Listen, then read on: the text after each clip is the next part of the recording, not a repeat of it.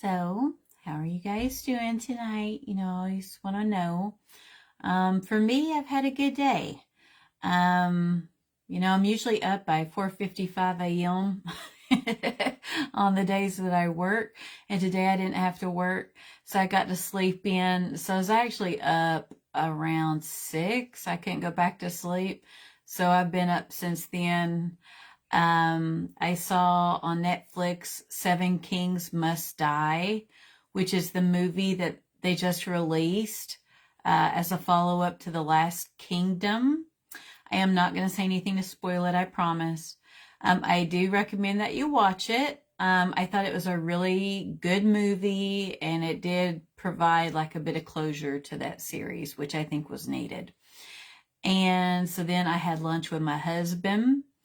And while we were out after lunch, I picked up a box of hair dye because every so often I dye my hair because I prefer it to be the color black, although the natural color is actually a dark brown.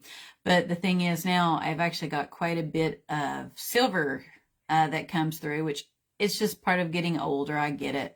That doesn't necessarily bother me as much as I just prefer black hair. So he was sweet enough to like dye my hair for me, which takes a little bit of time because even though I had chopped some off some time ago, it's still quite a bit of hair to get through.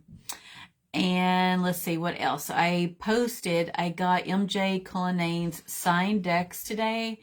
And it was probably one of the most beautiful boxes I've ever received. I mean, yeah, on the outside it was dented up from USPS, but on the inside, just absolutely beautiful. And she added decks and a journal that I didn't even order. So I would highly recommend, if you really like the crow deck that I use, totally check out MJ Cullinane's site. Now, she, like us, has a busy life because to my understanding, she's a single mom. So it did take a couple weeks to get the package, but it was worth it, and I would totally do it over again. So I plan on using those decks, the crow decks that I got today, just basically from my personal use. I know oftentimes I've discussed about the importance of the transfer of like energy, and I know it's kind of hard to understand. We can't see it, but it's kind of like, I guess an analogy for it would be like negative vibes. Somebody's negative vibes, like their energy can get on to what they're handling. And so I clean in between readings, of course, but it's just like this constant cycle of cleaning. They say if you have one deck and you solely use it for yourself, it becomes more attuned to you. So I think that's why I'm switching things up too, other than having a signed deck from like one of my most favorite tarot artists ever. Like I love MJ Cullinane. I'm doing it for that reason too, just to have my own personal deck that I'm not using to read for others, even though of course, I still love my other deck. It's given me a lot of great readings and it's helped others out as well. I just like the idea of having something separate. And so for supper, we had Mexican, and I've got a really fun activity coming up in the book club tomorrow. And I'm not going to spoil anything because it would spoil the surprise. But let's just say it is something old school that goes with the theme that we're covering this week. A kind of outdated tradition that I'm actually going to propose to the group in a post tomorrow. So if you're not part of my book club that I have with Honor, feel free to check it out, because it's pretty laid back and it's fun. It just provides an additional insight into tarot, especially if this is something that especially holds an interest for you. So yeah. So I think that pretty much sums up my day. So yeah. So nothing really big to report. Oh, a little side bleat is so my children. So they drove my husband crazy yesterday. They insisted, because they're both teenagers, they wanted to go to the mall, so he took them. Well, they knew that I had to work, and Maddie was like, "Oh, do you care if we go even if you're not with us?" I'm like, "Yeah, go have fun," So it was her idea to go to Earthbound and get me this little moon, this little crescent moon with the amethyst hanging off it. So this has become one of my favorites because I think it's so sweet that my angsty teenage daughter, who turns 15 in June, thought of her mother while she was out on a shopping trip. When I got home last night, because I do feel pretty beat up, I'm not spry and in my 20s anymore. After pounding away at a 12-hour shift, my joints hurt, I'm sore, I'm sitting down kind of like, whew, decompressing. And then Tim and Maddie are like, hey, we got, you something from the mall today. And when they showed this to me, I'm like, oh, guys, amethyst is one of my favorite stones. So she's like, yeah, it was between that and a rose quartz. And I'm like, I would have loved the rose quartz too, because it's go figure, another favorite. But I thought that was so sweet. So that was my mom moment. I had to share. My teenage daughter especially thought of me. Tim says it was Maddie's idea, so I'm pretty happy about that. So tonight, because you guys, of course, I'm chatty. That's just who I am. We are delving into the last suit that we will be covering as a group before we go into the court cards for Pentacles. And at that point, we would have covered all 78 cards of tarot. And I'm really, really proud of that. And if you're new to our group, don't sweat it. We're pretty chill here. You can find all of my tarot teaching moments on YouTube. If you type in the keywords Mountain Crow Tarot, I have them organized by playlist. So it's uber easy to find what you're looking for, So starting out tonight, I feel like it's really important prior to going into the Ace of Pentacles that I kind of read a little bit from Rachel Pollack's book, because you guys know I love this book. This is Tarot Wisdom, Spiritual Teachings, and Deeper Meanings. Again, we recently lost her. She will always be missed. This is the mother of tarot. She also wrote 78 Degrees of Wisdom. I would say look at that book too. That's known as like the Bible of tarot. So prepare yourself when you read that book. Her level of thinking, I'm always bragging about it. Like she was Albert Einstein smart with tarot, just like on another level. I don't think we'll ever have another one like her again, but I could be wrong. But Rachel was pretty awesome. So I'm like a big fan of her literature. So delving into the Pentacles. So I'll start reading a bit from this. So Pentacles is the suit of the material world. Pentacles involve money, certainly, for that is in fact their origin as coins. And so we find both bounty and hardship in their pictures. So keep in mind, guys, the aces in any of the suits is the beginning. The ace is the same as the number 1. So we're at the very beginning of a new journey now, right? And so we know it's not going to be a cakewalk, that there's going to be some obstacles and hardships, just like we encounter in every suit. And they involve work. What we do to get money, though at their best, they show us working at our highest level.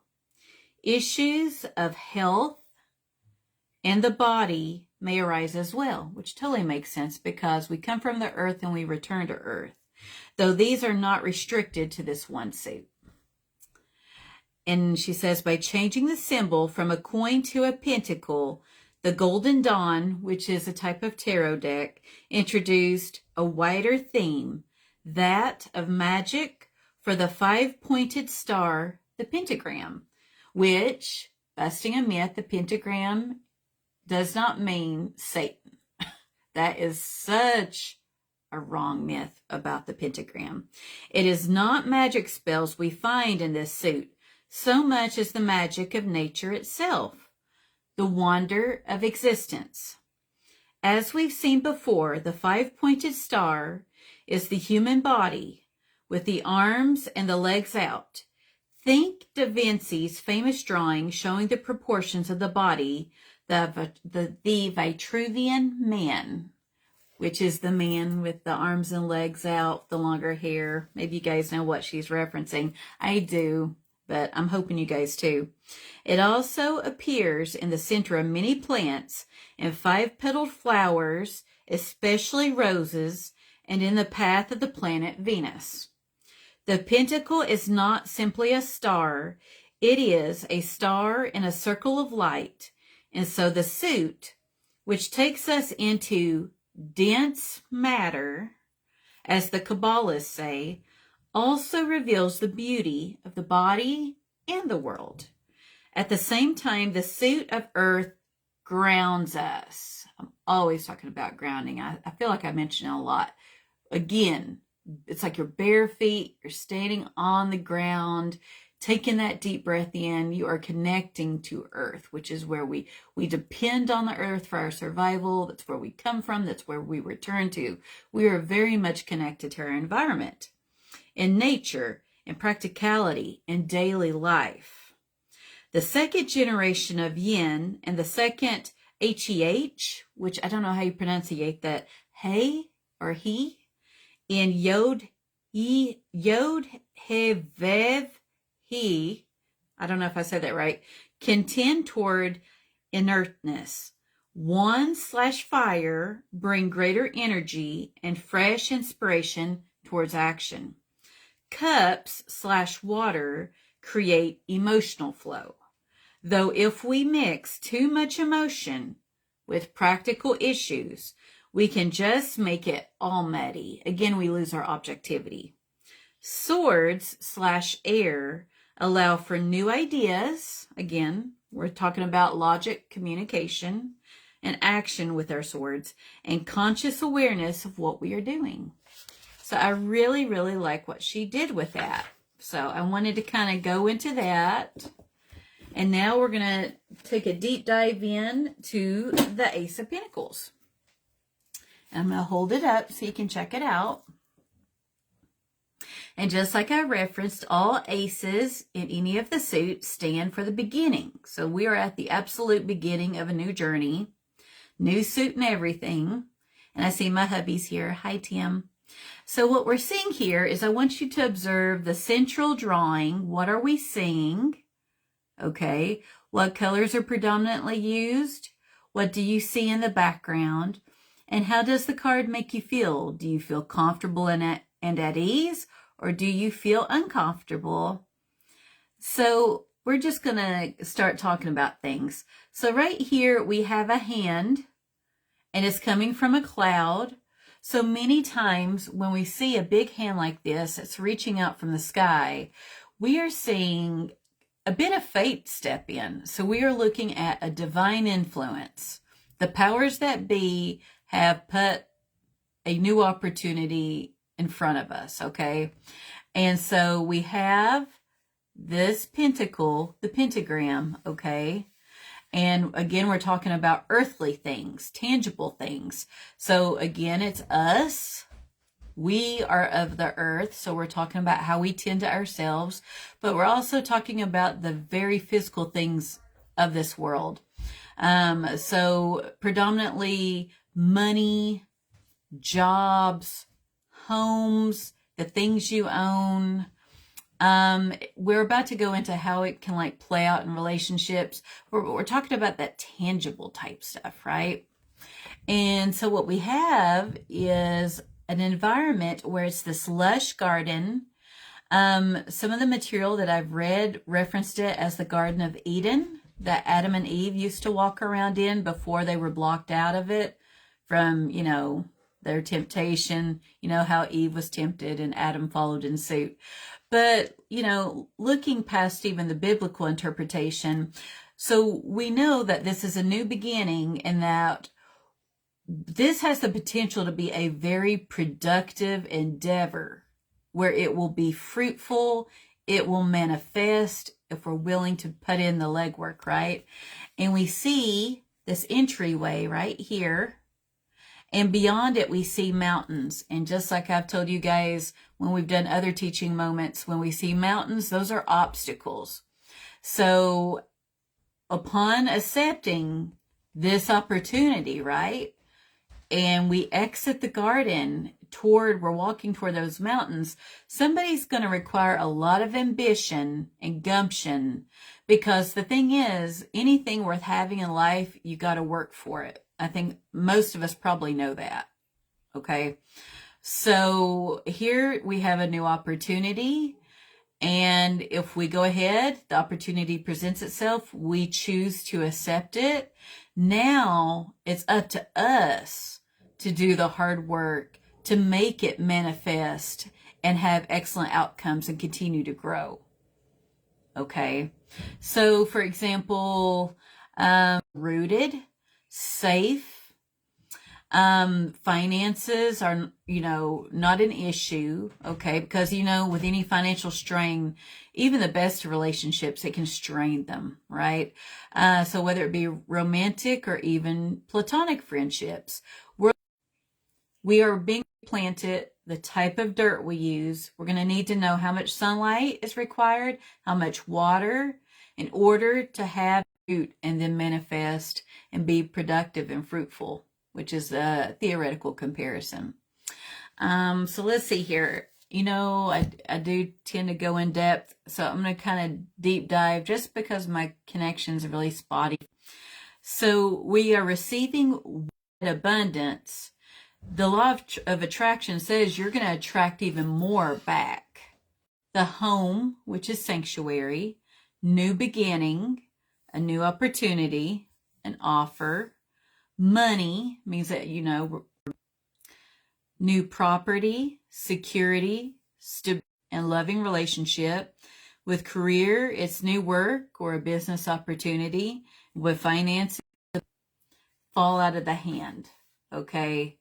So now we're looking at not having a secure relationship, whether it be romantic or platonic, right? So we have that loss of stability there. With career, it's a missed opportunity. So it could be a promotion or something and somebody doesn't take it. And so that seed doesn't get planted. Or with finances, it's just bad decisions with money, to where it's like somebody is like frivolously like spending the money without having a game plan about it. And then they end up in a bad situation. So then we're getting away from that secure, stable, upright energy, right? So we're looking at problems with money or security. Okay. When it's in reverse, financial mismanagement, opportunity, scarcity, greed, poor investment, resources, and your finances. So say if someone chooses an opportunity, but it probably wasn't the best one to take, maybe they rushed into it, it could be a loss of those things. We have our Ace of Pentacles, and very much it's the seed. Okay, it looks like it came from an apple. We've got the pentacle, has grounded, rooted themselves to the earth. And if I was drawing this, I would want to show a plant that was not to speed up a bit. So here we've got our crow friend perched on top of the pinnacle here. We've got the flower friends down for the ride, right? Here, again, very symbolic of a seed being planted. We're going. So guys, I think I'm just going to go ahead and wrap up here because it's